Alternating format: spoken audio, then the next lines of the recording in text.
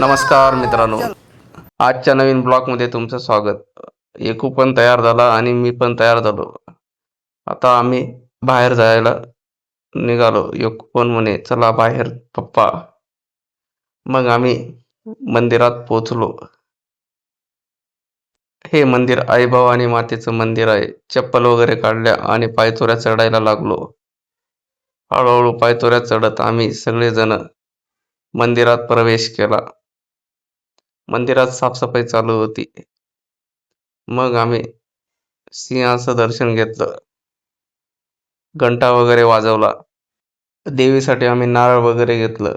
नारळ देवीच्या पायाला लावून आम्ही दोघी देवीचं मनसोक्त दर्शन घेऊन आम्ही परत आता निघालो. एकूला म्हटलं तुला फोटो काढायचा आहे का? एकू म्हणे हो म्हणे. त्या पद्धतीने मी पण दर्शन घेतले.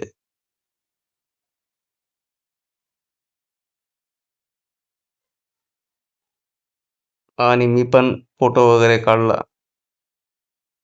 एक छानसा फोटो काढून घेतला.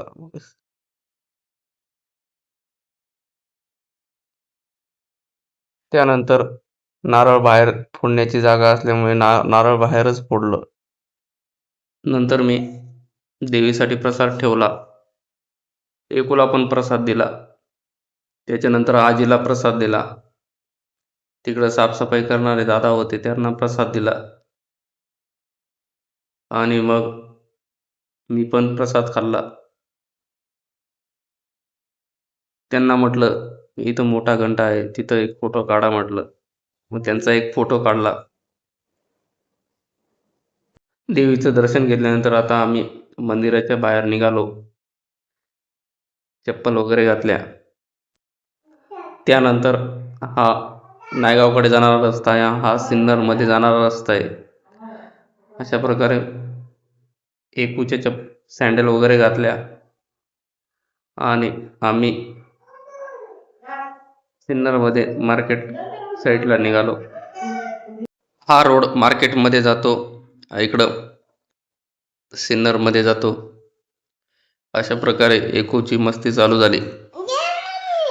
मग मार्केटमधूनच लोणचीची बरणी वगैरे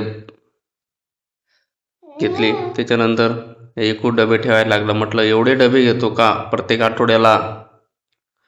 तो म्हणे हो म्हणे मला एवढे डबे पाहिजे.